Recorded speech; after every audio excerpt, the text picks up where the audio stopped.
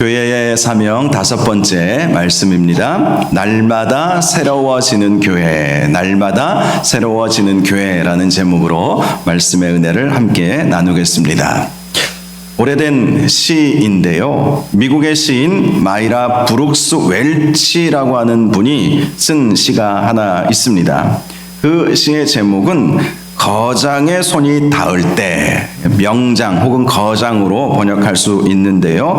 The Touch of the Master's Hand라고 하는 영어 시입니다. 이 시의 내용을 보니까 어느 시골 마을의 경매장에 낡고 먼지가 쌓인 바이올린 하나가 매물로 나오게 되었습니다. 상처투성이인 그 바이올린의 줄은 늘어질 대로 늘어져 있었고요. 전혀 볼품이 없는 모양새였습니다. 경매사가 바이올린을 집어들고 경매를 시작했습니다. 1달러 없습니까? 2달러 있습니까? 3달러 이렇게 경매를 시작했는데요. 사람들은 낡은 고물 바이올린에 별다른 관심을 보이지 않았습니다. 그래서 그 바이올린은 고작 3달러 정도의 낙찰될 상황에 처해져 있었습니다. 바로 그때에 맨 뒷자리에 앉아 있었던 백발의 노인이 조용히 앞으로 걸어 나왔습니다. 그는 손수건을 꺼내서 바이올린에 앉은 먼지를 정성스럽게 닦아냈습니다. 그리고 느슨해진 줄을 팽팽하게 조율하기 시작했습니다. 그리고 활을 들어 연주를 시작했습니다. 순간 경매장 안에는 천상의 소리와도 같은 아름다운 선율이 펼쳐지게 되었습니다. 연주가 끝나자 사람들은 열광하면서 소리를 쳤습니다. 제가 1,000달러에 사겠습니다. 그러자 어떤 사람이 2,000달러요. 또 한쪽에서는 3,000달러요. 결국 그 낡은 바이올린은 3,000달러라는 거액에 낙찰이 되었습니다. 무엇이 고작 3달러에 낙찰될 수 있었던 이 고장난 바이올린을 3,000달러 명품으로 바꾸어 놓았겠습니까? 바이올린 자체는 변한 것이 하나도 없습니다. 바이올린은 그대로예요. 그런데 명장의 손길이 닿았기 때문에, 그래서 이 시의 제목이 명장의 손이 닿을 때, 거장의 손이 닿을 때, 마스터, 이 거장이 손을 닿을 때 이 볼품 없었던 이 바이올린이 명품 바이올린으로 바뀌게 되었던 것입니다. 세상의 기준으로 보면 우리는 상처 입고 먼지 쌓이고 흠집투성이인 바이올린과 비슷할지도 모릅니다.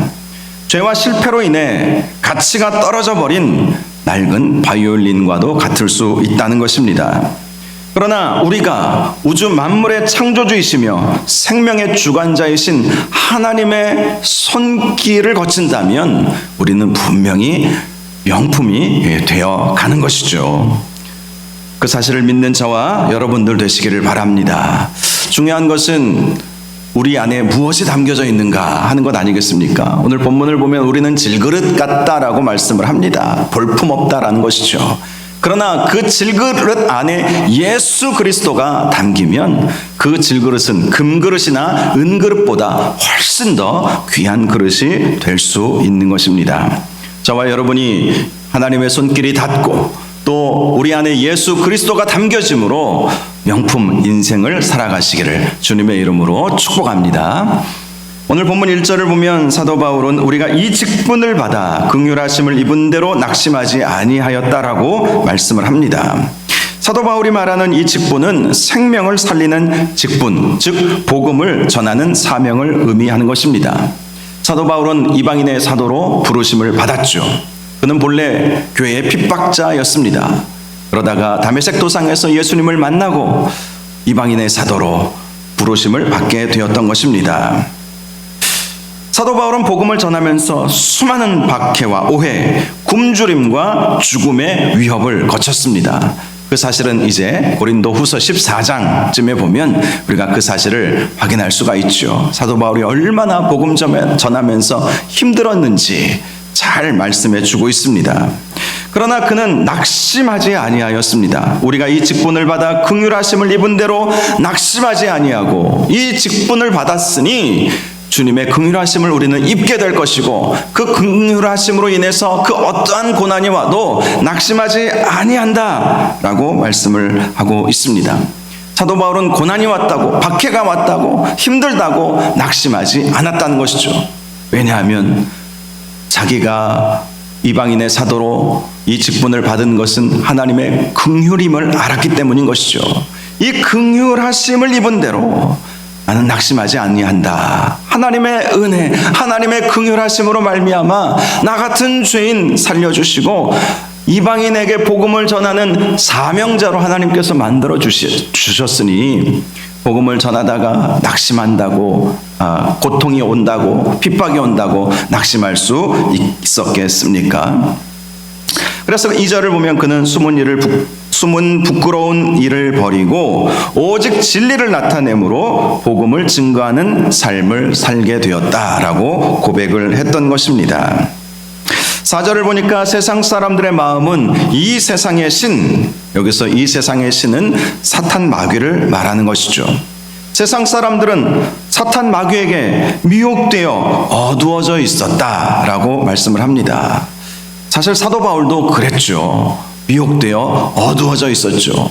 보아야 할 것을 보지 못했습니다. 생명의 주님이신 예수님을 바라보지 못했던 그의 젊은 시절이 있지 않았습니까? 그것이 사탄 마귀의 역사였다라는 것을 사도 바울은 누구보다도 잘 알고 있었던 것이죠.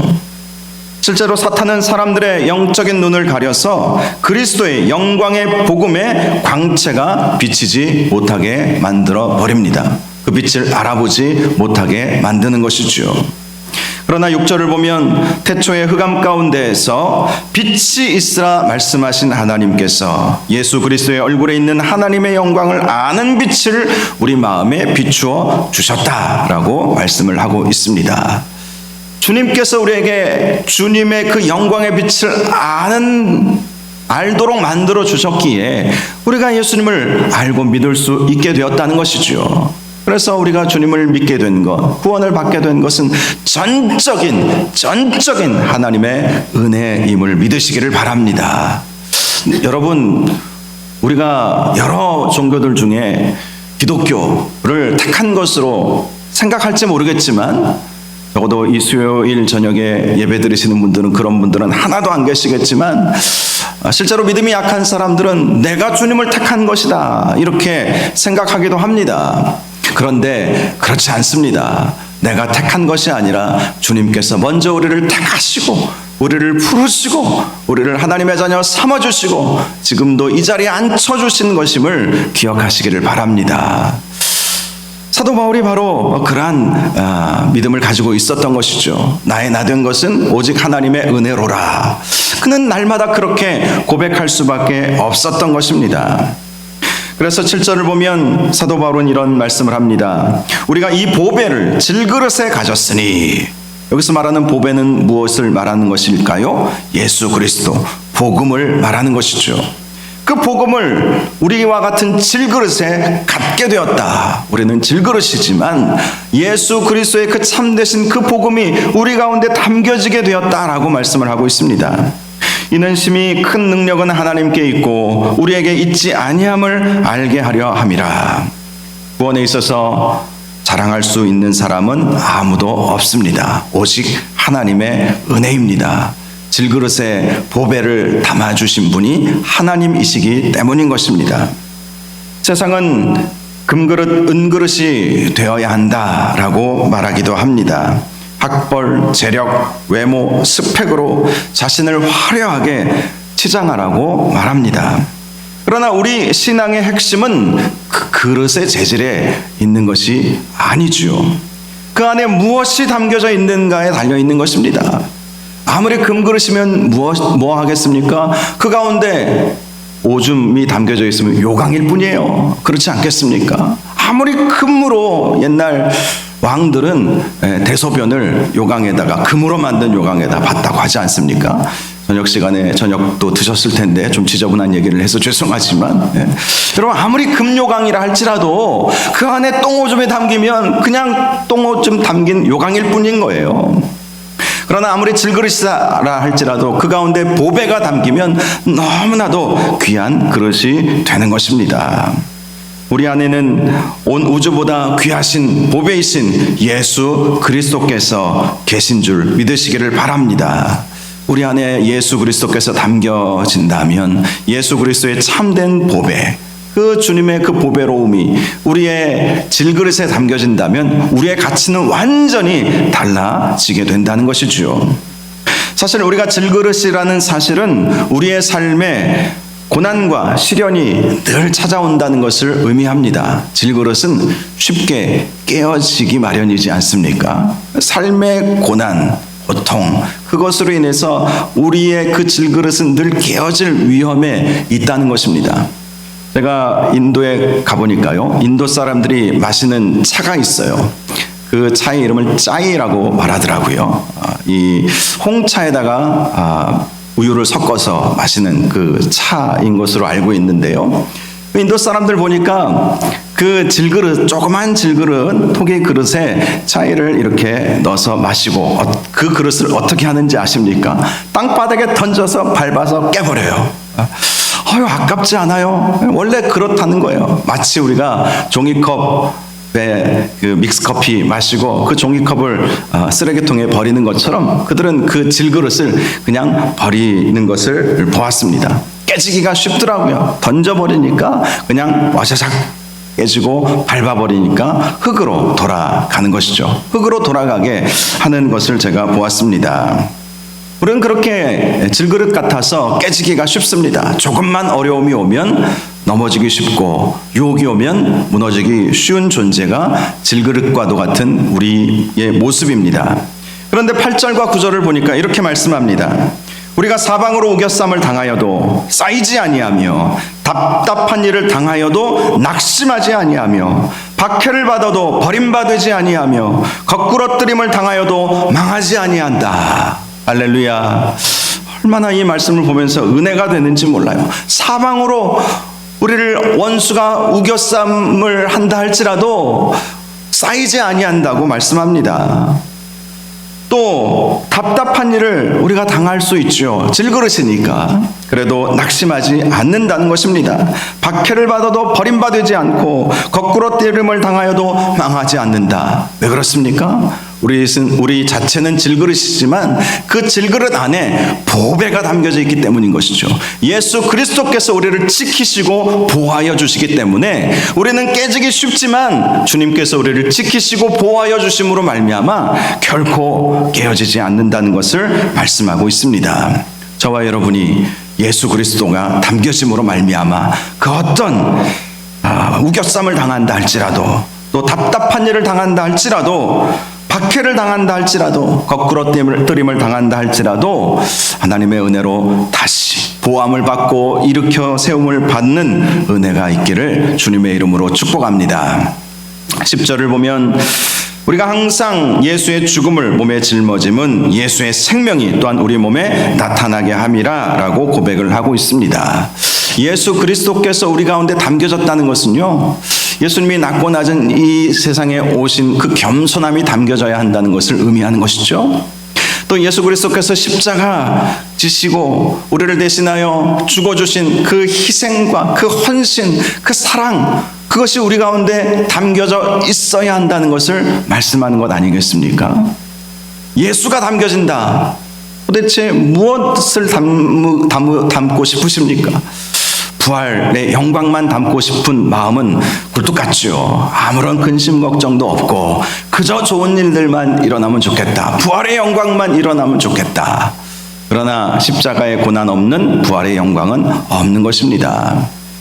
그래서 사도 바울은 예수의 죽음을 자신의 몸에 짊어지었다라고 말씀을 하고 있습니다. 그렇게 해서 예수의 생명이 우리의 몸에 나타나게 하려 한다라고 말씀을 합니다. 십자가의 고난을 통과하여서 부활의 영광스러운 모습으로 나타나기를 원하는 사도 바울의 마음이 담겨져 있는 것입니다. 저와 여러분들도 예수의 죽음을 몸에 짊어져야 할 것입니다. 예수 그리스도의 그 십자가의 사랑과 그 헌신, 그 희생, 그것이 우리의 몸 가운데 있어야 한다는 것입니다. 그럴 때에 예수 그리스도의 부활의 영광이 우리 가운데 함께 있게 될 것입니다. 12절을 보면 사망은 우리 안에서 역사하지만 생명은 너희 안에서 역사하게 된다고 말씀합니다. 이 말씀은 사도 바울이 고린도 교회를 위해서 죽을 만큼 희생하고 헌신함으로 고린도 교회 성도들에게 생명의 역사가 나타나게 되었다는 말씀인 것입니다. 실제로 교회의 진정한 부흥과 생명은 편안하고 안락한 환경 속에서 이루어지는 것이 아니죠. 그러면 싸우더라고요. 물론 재정적으로 넉넉한 교회가 얼마나 되겠습니까? 그런데 어떤 교회는 너무 풍족한 나머지 그것 가지고 싸우는 경우들을 가끔 봅니다. 여러분, 교회의 진정한 영적 성장은요, 누군가 눈물로 씨를 뿌리는 기도의 헌신과 영혼을 향한 십자가의 수고가 있을 때 비로소 이루어지게 되는 것이죠. 저는 저와 여러분이 바로 그 누군가가 될 수 있기를 바랍니다. 예수 그리스도의 죽음을 우리 몸에 짊어지고 예수 그리스도의 그 생명을 흘려보내는 그러한 사명을 잘 감당하실 수 있기를 바랍니다. 14절을 보면 주 예수를 다시 살리신 이가 예수와 함께 우리도 다시 살리사 너희와 함께 그 앞에 서게 하실 줄을 아노라. 죽고자 하면 결국 사는 것이지 않습니까? 죽고자 하면 사는 거예요. 십자가를 짊어지고자 하면 결국 부활의 영광이 오게 되어 있는 것입니다. 예수를 다시 살리신 이가 우리가 예수와 함께 죽으면 예수와 함께 우리를 다시 살려주신다. 사도 바울이 바로 그러한 믿음을 가지고 있었기에 고난을 두려워하지 아니하였던 것입니다. 박해를 피하지 아니하였던 것입니다. 그 어떤 상황 속에서도 담대하게 주의 복음을 전했던 것이죠. 고린도 교회에서 사역을 하실 때에도 많은 어려움들이 분명히 있었습니다. 그러나 포기하지 않았던 이유, 이 고난의 과정, 이 십자가를 지고 가는 이 과정을 지나가면 부활의 영광이 반드시 나에게 올 것이다. 그리고 주님 앞에 영광스러운 모습으로 서게 될 것이다. 이 사실을 믿었기에 현재의 고난을 그는 두려워하지 않았던 것입니다. 16절을 보면 다시 한번 사도 바울이 승리의 선언을 하지요. 그러므로 우리가 낙심하지 아니하노니 우리의 겉사람은 낡아지나 우리의 속사람은 날로 새로워지도다. 자, 새롭게 살아난다는 거예요. 우리가 죽음을 향해 가는 것 같지만 그러나 예수 그리스도의 생명이 있는 사람은 새로워진다. 날마다 새로워진다는 것입니다. 인간의 육체는 시간의 흐름 앞에서 무력해질 수밖에 없습니다. 나이가 들면 주름도 생깁니다. 제가 10년 전 우리 교회 부임하기 전에 그 증명사진을 제가 봤거든요, 최근에. 그런데 얼마나 뽀송뽀송하고 그랬는지 몰라요. 10년 전에 저의 모습을 여러분 얼마나 기억하고 있는지 모르겠지만 별로 바뀐 것 같지 않다고 제 스스로는 느끼고 있었는데 10년 전 제 사진을 보니까 이건 굉장히 젊은 청년이 있는 것 같더라고요. 10년만 해도 이렇게 주름이 하나 둘씩 생깁니다. 저보다 연배가 많으신 분들은 오죽하시겠습니까? 더 많은 주름이 패이는 것을 보면서 시간의 허무함을 느끼시는 분들도 많이 계실 거예요. 나이가 들면서 체력은 떨어지고 또 병도 찾아오기 마련이지 않습니까?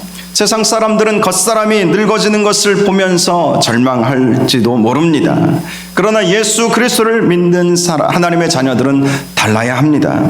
우리의 겉사람은 비록 쇠퇴하고 후퇴할지라도 성령 안에 있는 우리의 속사람은 날마다 새로워지기 때문인 것입니다. 예수 그리스도의 생명을 가지고 있기에 우리의 겉은 늙어질지라도 우리의 내면의 이 심령은 정말 가장 왕성하고 가장 젊은 그 때의 모습과 같이 날마다 새로워지는 것이죠. 그래서 우리는 17절, 18절의 모습을 가져야 합니다. 우리가 잠시 받는 환난에 경한 것이 지극히 크고 영원한 영광에 중한 것을 우리에게 이루게 함이니 우리가 주목하는 것은 보이는 것이 아니요 보이지 않는 것이니 보이는 것은 잠깐이요 보이지 않는 것은 영원함이라. 겉모습은 보이는 것이죠. 그러나 이것은 잠깐이에요. 우리의 인생 길어야 100년 살면 천국 가야 되지 않겠습니까? 겉모습이 새로워지는 것, 늙지 않는 것이 중요합니까? 아니면 우리의 속사람이 새로워져서 우리의 속사람이 생명을 갖는 것이 더 중요합니까? 물론 이것도 얻고 저것도 얻으면 좋겠지만 그것은 우리 주님이 부활하시면 그러한 모습으로 바뀌게 될 거예요.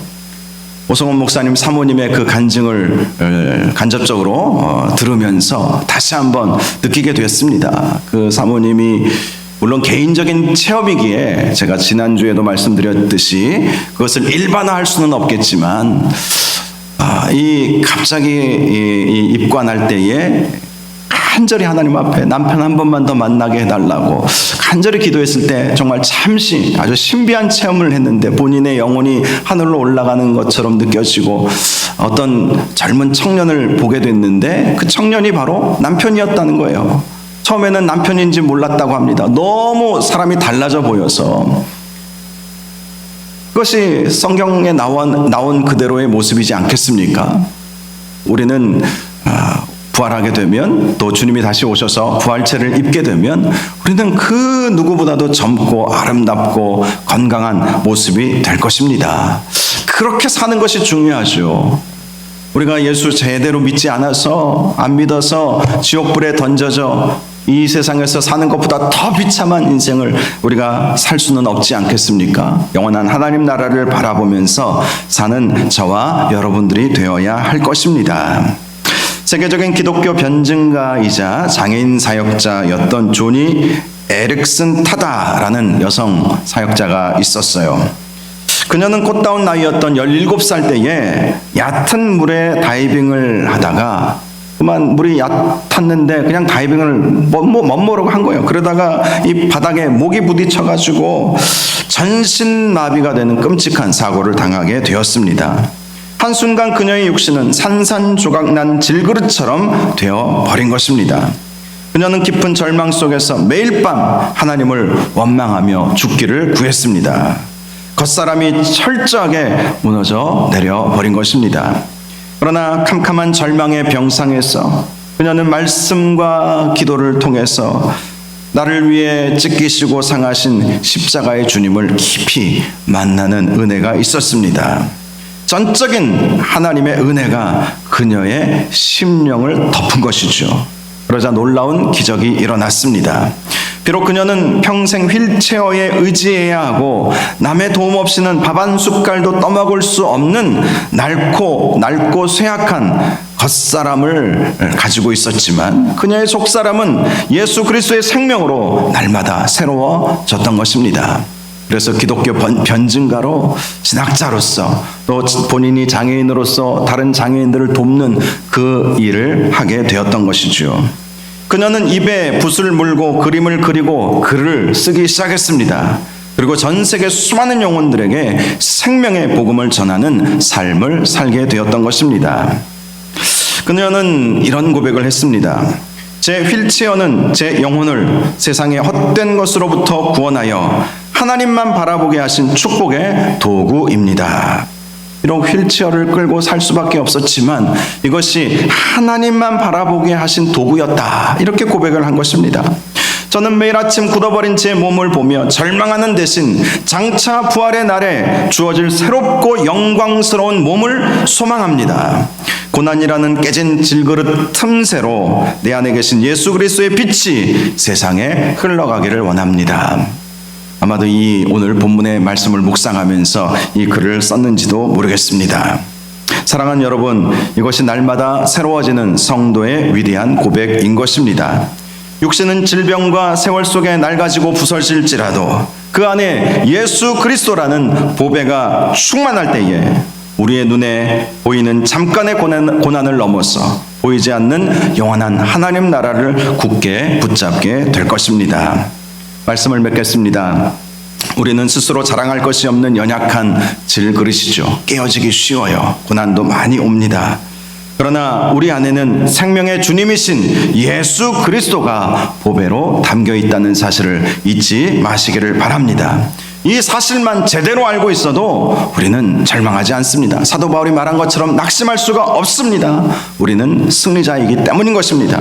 우겨쌈을 당하여도, 답답한 일을 당하여도 결코 절망하지 마시기 바랍니다. 고난은 도리어 우리 안에 있는 십자가의 은혜와 부활의 능력을 세상에 증명하는 거룩한 통로가 될 것이기 때문입니다. 우리의 겉사람은 세월과 함께 낡아지게 될 것입니다. 그러나 슬퍼할 필요가 없습니다. 날마다 말씀과 기도로 주님 앞에 나아갈 때에 우리의 속사람은 날마다 새로워지기 때문인 것입니다. 눈에 보이는 잠깐의 세상에 집착하지 마시고 보이지 않는 영원한 하나님 나라를 바라보는 저와 여러분들 되시기를 주님의 이름으로 축원합니다. 기도하겠습니다. 거룩하신